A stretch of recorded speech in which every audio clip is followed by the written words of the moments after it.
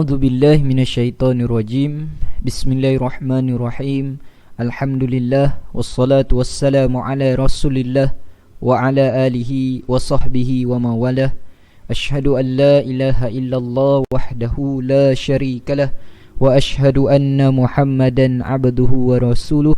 Allahumma salli ala Muhammad wa ala ali Muhammad. Assalamualaikum warahmatullahi wabarakatuh. Apa khabar anda semua?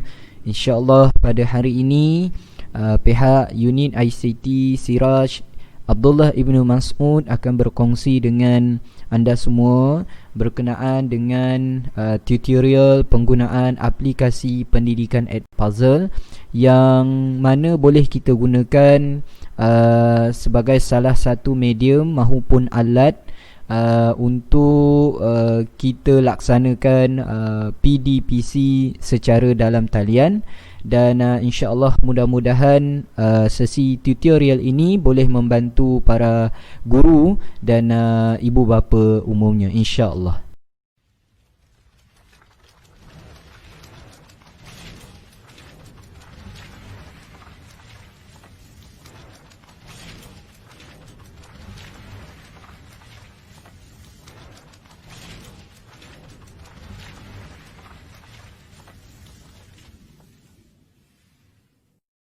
Baiklah, para guru sekalian, tuan-tuan, puan-puan sekalian, bila kita sebut Edpuzzle ni sebelum kita teruk lebih lanjut berkenaan dengan bagaimana kita nak menggunakan aplikasi pendidikan Edpuzzle dalam pembelajaran ataupun PDPC secara dalam talian ini. Secara ringkas, Edpuzzle ini dia seperti aplikasi pendidikan yang lain. Kita ada contoh macam Kahoot, kita ada banyak lagi lah aplikasi pendidikan yang lain. Cuma macam Edpuzzle ini, apa yang menariknya, dia bukan sekadar video pembelajaran. Dia sebenarnya dalam video pembelajaran itu akan ada kuis boleh kita masukkan. Dia tak seperti macam aplikasi pendidikan yang lain. Okey, dia kena tonton video sampai habis, kemudian baru boleh jawab kuis. Tetapi dalam Edpuzzle ini ada kuis ataupun sesi soal jawab maupun perbincangan yang boleh kita lakukan dalam aplikasi pendidikan berkenaan. Okey, jadi macam mana kita nak gunakan aplikasi Edpuzzle ini? Okey, cara pertama tuan-tuan Google, dengan kemudian tuan-tuan type Edpuzzle. Okey, kita type Edpuzzle. Okey, so dia akan keluar paparan seperti ini. Alright, kemudian tuan-tuan klik pada pautan ini, Edpuzzle.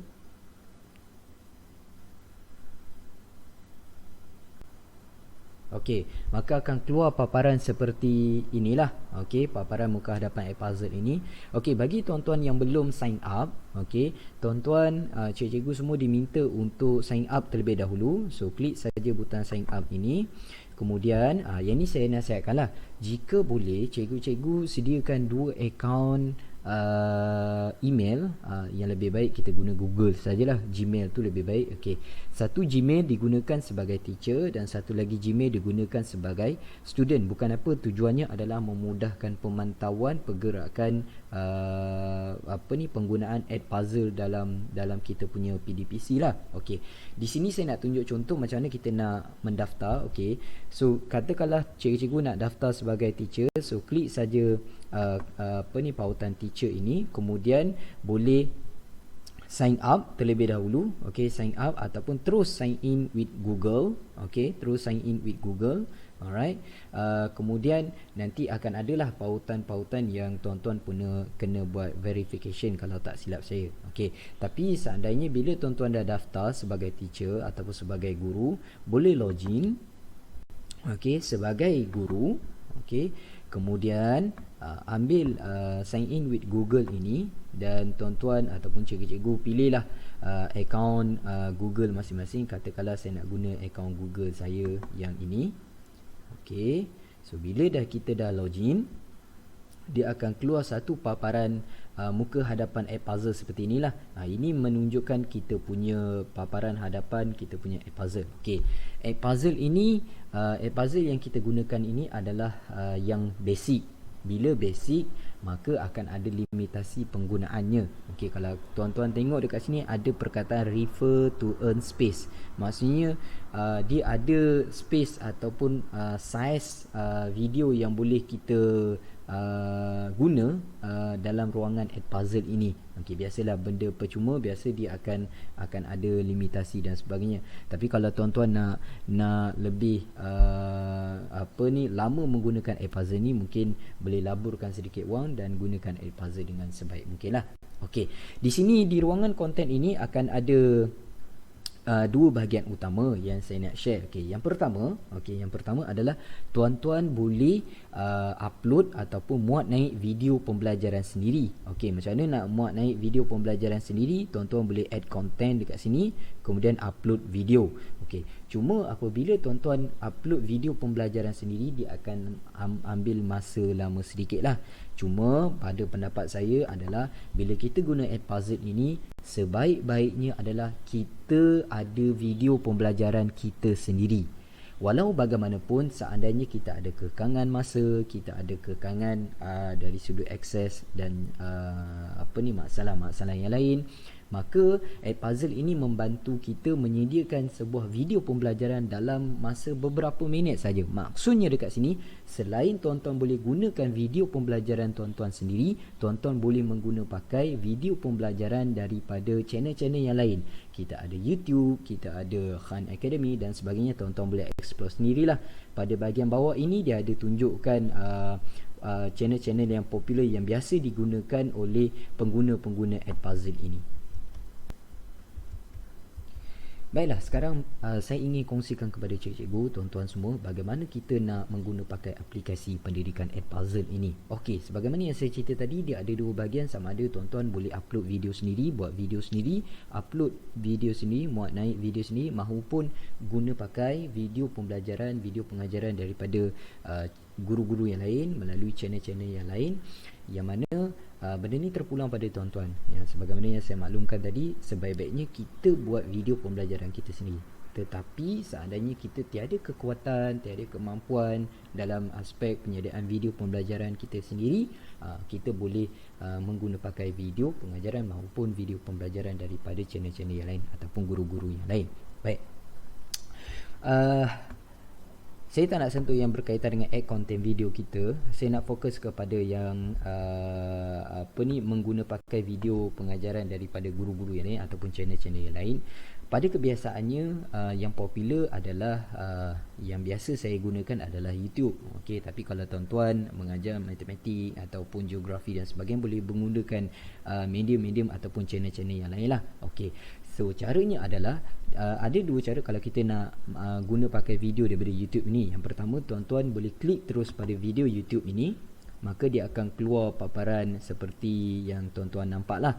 Kemudian tuan-tuan boleh search apa video pembelajaran yang tuan nak, topik pembelajaran dan sebagainya. Sebagai contoh, saya nak pilih topik matematik ataupun bahasa Melayu lah, senang. Bahasa Melayu tahun 1 misal kata. Jadi dia akan dipaparkan banyak video. Banyak video yang boleh kita tengok dekat sini. Cuma saya nak maklumkan siap-siap, bila kita ambil video daripada YouTube, ada setengahnya yang boleh kita guna, ada setengahnya yang kita tak boleh guna sebab mungkin barangkali ada sekatan daripada owner pemilik video tersebut. Maka dia tak benarkan kita import video ataupun kita guna pakai video dia. Ni cara yang pertama. Cara yang kedua adalah tuan-tuan boleh copy link mana-mana video dalam YouTube, kemudian tuan-tuan boleh pastekan pada ruangan ini. Tuan-tuan bukalah channel YouTube, carilah video apa yang tuan-tuan nak, copy dia punya link, kemudian pastekan pada ruangan ini. Pun boleh juga, dia akan keluar secara automatik lah. Alright. So sebagai contoh lah, saya nak ambil satu yang senang lah. Yang satu yang senang, macam mana kita nak mula penggunaan Edpuzzle ini. So saya nak pilih pada video yang ini dulu, bahasa Melayu tahun 1. Saya klik. Dia akan keluar paparan seperti ini. So dia akan keluar seperti inilah, video seperti ini. Saya nasihatkan jika boleh kita tonton dulu video ini sampai habis. supaya mana kita boleh tahu bahagian yang mana ataupun part yang mana kita nak masukkan soalan, masukkan perbincangan, informasi dan sebagainya lah. Okey. So cara dia, apabila tuan-tuan dah ada video seperti ini, okey, apa yang boleh tuan-tuan cikgu lakukan adalah cikgu boleh tekan pada ruangan edit ini. Okey, klik pada ruangan edit. Okey, kemudian dia akan keluar satu paparan yang baru. Okey. Di bahagian atas ni kita ada card, kita ada voice over, kita ada question. Okey, voice over ini untuk YouTube kita tak boleh guna. Okey, maksud kalau kita upload video sendiri kita boleh guna.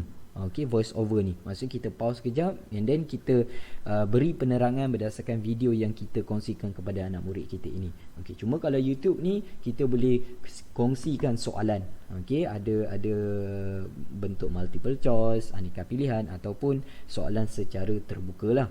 Okey, so cara dia adalah bila tuan-tuan dah tonton video penuh ni, tuan-tuan dah tahu dah bahagian yang mana tuan-tuan nak masukkan soalan. Okey, katakanlah nak mula masukkan soalan, play dulu. Okey, kita tengok video dia. Hai, video kali ini kita akan belajar mengenai tajuk diftong. Diftong dalam bahasa Melayu ada 3 iaitu I, Ui dan juga Au. Baiklah, diftong yang pertama bunyinya I.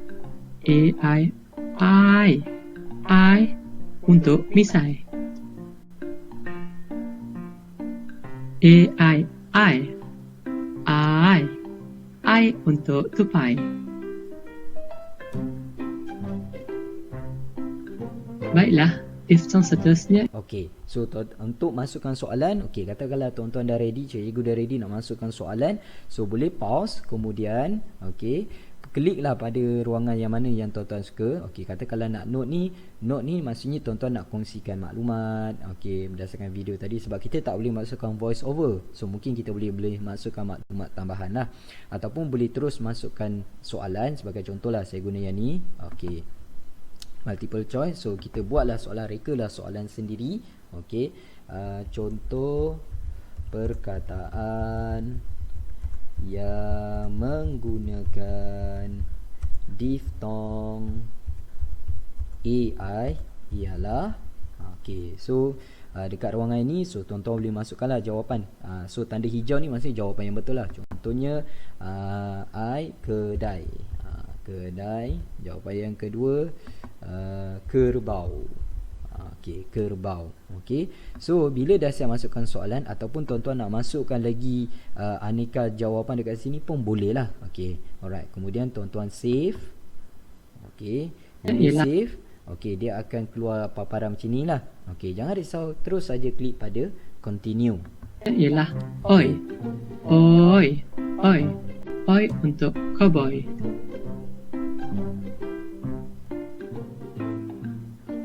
Oi untuk kaloi.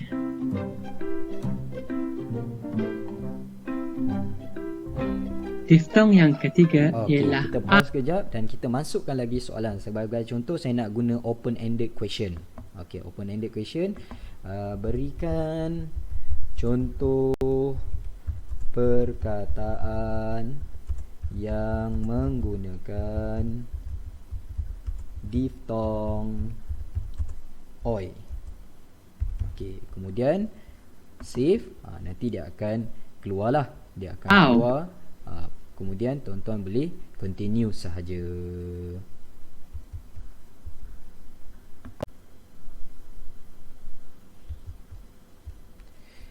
Okey, baiklah. Katakanlah cikgu-cikgu, tuan-tuan, puan-puan semua dah siap set up soalan-soalan dalam ni dan dah berpuas hati dengan bilangan soalan yang sedia. Sebenarnya dia terpulang kepada berapa banyak cikgu-cikgu, tuan-tuan, puan-puan nak masukkan dalam video ini. Terpulang kepada tuan-tuan, terpulang kepada cikgu-cikgu semua, bergantung pada kreativiti masing-masing lah. Katakanlah dah siap, tuan-tuan boleh klik pada butang finish. Okey, bila kita klik pada butang finish, okey, dia akan keluar paparan seperti inilah. Okey, kemudian tuan-tuan boleh check semula video tuan-tuan. Okey, so katakanlah kita nak check semula video kita. Okey. Hai, video kali ini kita akan belajar mengenai tajuk diftong. Diftong dalam bahasa Melayu ada 3 iaitu I, Ui dan juga Au. Baiklah, diftong yang pertama bunyinya I. A-I. I. I untuk misai. A-I. I. I. I untuk tupai. Baiklah, diftong seterusnya ialah Okey. Nanti anak murid tuan-tuan bila dia melihat video ini sampai dekat satu part dia akan keluar paparan seperti ini. Maka mereka dikendaki untuk jawablah. Dia kliklah pada mana jawapan yang betul. Katakanlah contoh perkataan yang menggunakan diftong I adalah kedai. Katakanlah dia lupa, dia boleh tekan rewatch balik. Katakanlah dia tak tahu jawapan, dia boleh skip. Katakanlah dia nak pilih kedai, so dia klik kedai. Okey, kemudian dia akan submit. Okey, kemudian akan terus keluar markah berdasarkan soalan tersebut. Kemudian terus boleh continue. ialah So oi. bila dia continue, Oi. dia akan tonton Oi. video ini Oi sampai untuk habislah. cowboy. So bila dah sampai habis, okey, so kita tunggu sebentar. Okey. Oi. Oi. Oi. Oi. Oi untuk kaloi. Saya pause dulu.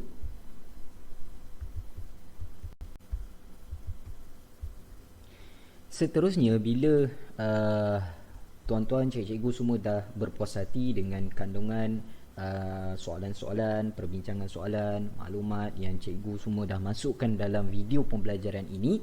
So, ada dua cara yang cikgu boleh gunakan untuk assign kepada murid. Okey, cara dia macam mana? So, cikgu klik pada butang assign, maka dia akan keluar paparan seperti ini. Okey, so bila keluar paparan seperti ini, yang ini yang sebagaimana yang saya telah buat sebelum ni lah. Okey, dia akan keluar start date today lah.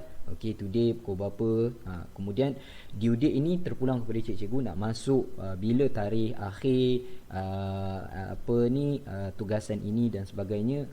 Cuma macam saya tak letak tarikh akhir sebab kita tahu keadaan anak-anak murid kita tak tahu macam mana keadaan mereka kan dengan capaian internetnya, maka saya buka sampai bila-bila.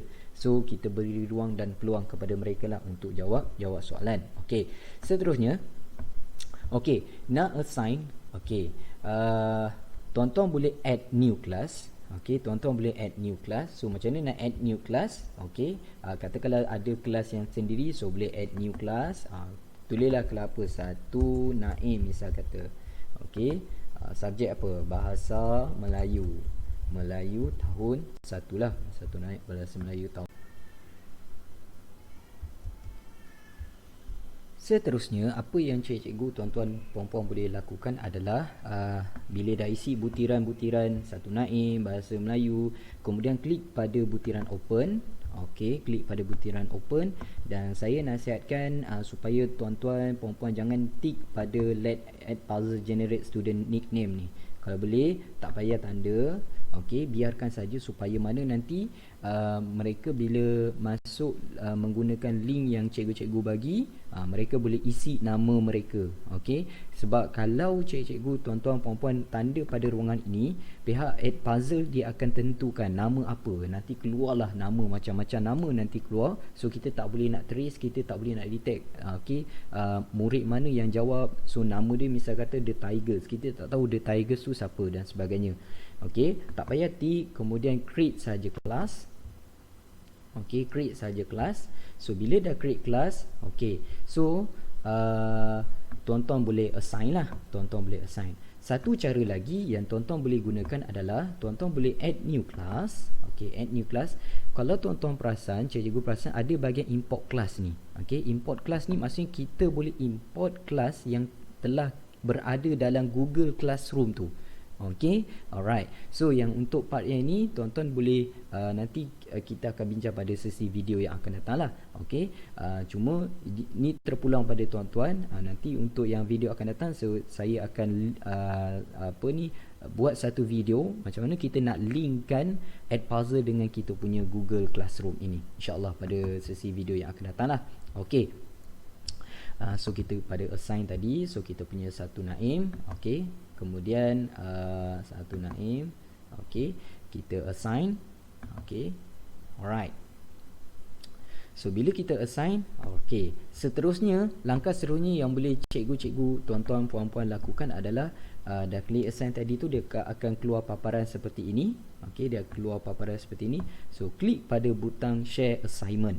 Okey, share assignment dia akan tunjukkan paparan sebegini. Kemudian tuan-tuan puan-puan hendaklah copy, tekan pada copy link ini, dan tuan-tuan boleh paste, boleh share kan, boleh kongsikan melalui grup WhatsApp parents masing-masing lah, supaya mana bila parents ataupun anak-anak murid, cikgu semua klik pada link yang cikgu kongsikan, dia boleh terus direct on kepada menjawab soalan ataupun menonton video dan menjawab soalan-soalan yang telah cikgu sediakan dalam Edpuzzle itu. Okey, untuk sesi video yang akan datang, saya akan sharekan pula bagaimana pihak ibu bapa, anak-anak murid, dia boleh guna pakai link yang cikgu kongsikan ini untuk mereka jawab. Okey, cuma bagi parents yang menggunakan telefon bimbit, untuk telefon bimbit saya nasihatkan boleh install siap-siap aplikasi Edpuzzle,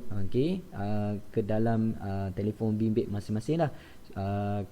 Dekat App Store ada, dekat Google Play ada. Okey, boleh install, sebab Edpuzzle yang ada dalam apps itu adalah Edpuzzle untuk student saja. Untuk teacher belum ada lagi. Okey, so saya ulang balik macam mana bila kita dah assign. So kita copy link, kita sharekan link yang kita copy ni tadi, masukkan dalam grup WhatsApp parents masing-masing, dan kemudian anak-anak murid dia akan tekan pautan yang telah kita kongsikan. Okey, kemudian bila mereka tekan pautan tersebut, mereka boleh jawab dan keluarlah sebagaimana video yang saya tunjukkan sebentar tadi. So dia sampai satu part akan keluar soalan. Bila dah berjaya jawab, dia akan terus forward kepada soalan-soalan ataupun soalan-soalan yang berikutnya. Okey, untuk sesi video yang akan datang, saya akan share kepada cikgu-cikgu semua bagaimana kita nak linkkan Edpuzzle ini dengan Google Classroom. Okey, setakat itu untuk sesi yang pertama ini. InsyaAllah kita bersambung pada sesi yang akan datang. Terima kasih banyak. Assalamualaikum warahmatullahi wabarakatuh.